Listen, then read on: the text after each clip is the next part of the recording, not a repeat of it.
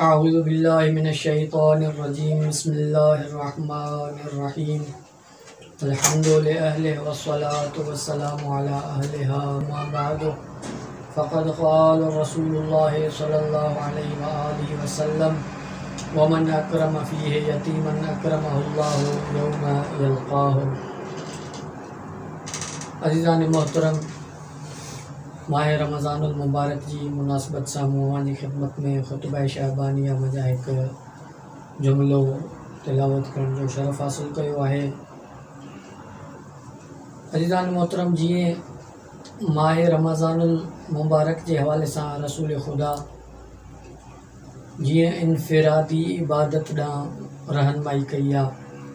जीअं इनफ़िरादी इबादत ॾे तवज्जो ॾियारी वई आहे,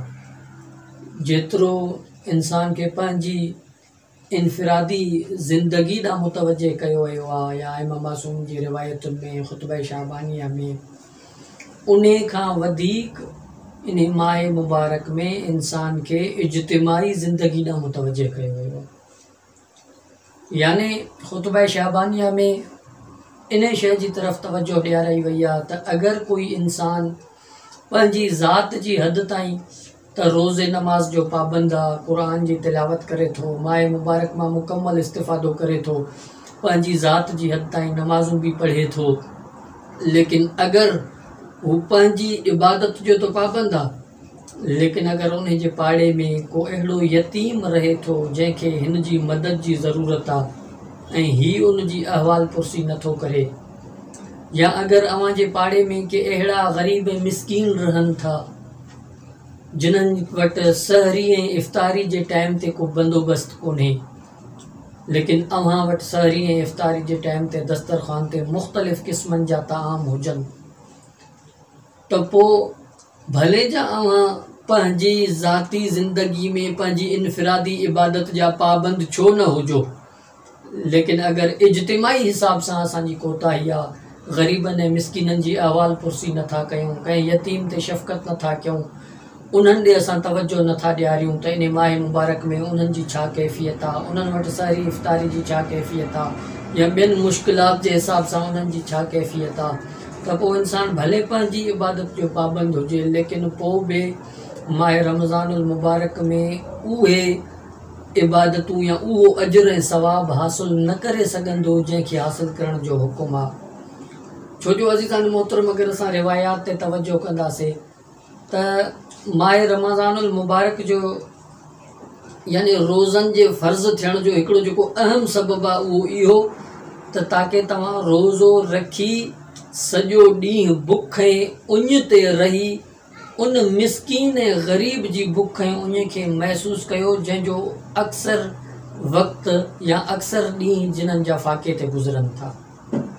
जिन्हनि वटि रोज़मर्रा जे खाइण जे लाइ का मुनासिब शइ कान्हे का,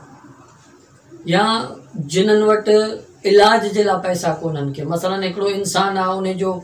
रोज़ानो जेको आहे सहरी इफ़्तारी ते हज़ारे ख़र्चनि, पंहिंजी ज़िंदगी ते हज़ारे ख़र्चनि, लेकिन महल्ले में पाड़े में हिकिड़ो अहिड़ो ग़रीब रहे थो जंहिं वटि इलाज जे लाइ पैसा कोन्हनि,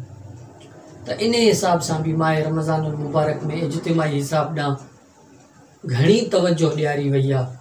ऐं इहो ई सबबु आहे, हशाम इब्न हकम खां रिवायत आहे, उन इमाम जाफ़र सादिक़ अलैहिस्सलाम खां पुछो त मौला ॿुधायो त रोज़े जे फ़र्ज़ थियण जो सबबु छा आहे, इल्लत छा आहे? इमाम अलैहिस्सलाम फरमायो, अल इल्लतु फ़िस्सियाम लियस्तवी बिहिल गनी वल फ़क़ीर। रोज़े जे फ़र्ज़ थियण जो सबबु इहो आहे त ताकि मालदार ऐं जेके मिस्कीन आहिनि उन्हनि जे दरमियान बराबरी थिए। ऐं अॻिते इमाम अलैहिस्सलाम फरमाईंदा, वज़ालिक कीअं बराबरी? उहो इन जे करे जो इन्नल गनी लम यकुन लियजिद मस्सुल जूअ, छो जो जेके मालदार इंसान आहिनि, मालदार फ़र्द आहे, उन खे त कॾहिं बुख जो अहसास ई न आहे थियो, उन तो बुख महसूस ही ना है कई जो फ़यर हमल फ़कीर वनी के इनके कंहिं ग़रीब जो भी एहसास थे। छो ले अनल गनी कुल्लमा अराद शयन फ़क़दिर अलैह, छो जो अगर मालदार के कंहिं भी शइ जी ज़रूरत पवंदी तो वो कुदरत रखे तो फ़ौरन ख़रीद करे वरतई, लेकिन जेको मिस्कीन आहे, ग़रीब आहे, जंहिंजी यानी रोज़ाना के हिसाब से पंहिंजी आल औलाद जे लाइ हिकु मुनासिब ज़रूरियात जो अहतमाम नथो करे सघे, पोइ इमाम अलैहिस्सलाम जन फरमाइनि था फ़अरादल्लाहु अज़्ज़ व जल्ल अन यसवी बैन ख़ल्क़िही, ख़ुदा रोज़ा इन जे करे फ़र्ज़ किया ताकि अल्लाह चाहियो त इन रोज़नि जे ज़रिए पंहिंजी मख़लूक में हिकु मुसावात पैदा थिए, बराबरी पैदा थिए। इहो ई सबबु आहे जो जीअं ॿुधायो वियो आहे, अगरि ही माह रमज़ान तौबा जो महीनो आहे, मग़फ़िरत जो महीनो आहे ऐं जहन्नम खां बचण जो महीनो आहे, त उते ही माह रमज़ान मुबारक बराबरी जो महीनो बि आहे। इमाम अलैहिस्सलाम फरमाइनि था पोइ अल्लाह चाहियो त रोज़े जे ज़रिए पंहिंजी मख़लूक जे दरमियान बराबरी करे। वो ऐं युज़ीक़ल गनी मसल जूअ,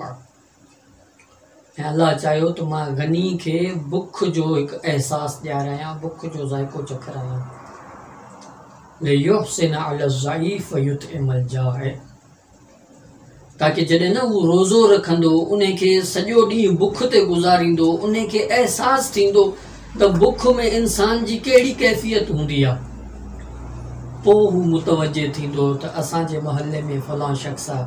उन वक़्तु खाइण जे लाइ कुझु कोन्हे को, या कोई मिसकीन आहे, कोई ग़रीब आहे जंहिंजा अक्सर ॾींहं फ़ाक़े ते था गुज़रनि। इमाम अलैहिस्सलाम फरमाइनि था पोइ उन खे अहसासु थींदो। यानी अज़ीज़ान मोहतरम, ख़ुतबा शाबानिया में रसूल अकरम हर शइ जो हिकु मरतबा ज़िक्र कयो आहे, लेकिन इज्तिमाई पहलू जो 2 मरतबा ज़िक्र कयो अथनि।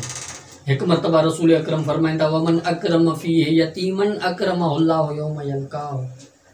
अगर माह मुबारक में कंहिं रोज़ेदार कंहिं यतीम जी इज़्ज़त कई,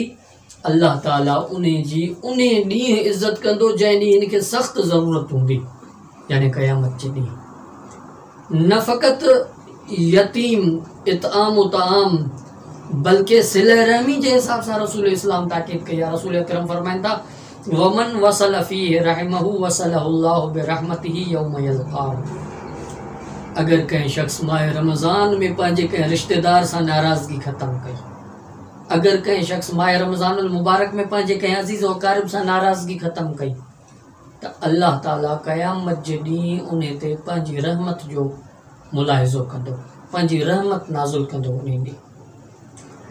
यानी अज़ीज़ान मोहतरम, ॿियनि लफ़्ज़नि में अगरि असां नतीजो कढूं त इहो नतीजो कढी सघूं था त हिकिड़ो शख़्स आहे जेको रोज़े जो पाबंद आहे, इबादत जो पाबंद आहे, तिलावत क़ुरान जो पाबंद आहे, लेकिन अगर हू पंहिंजे अज़ीज़ व अक़ारिब सां उन जो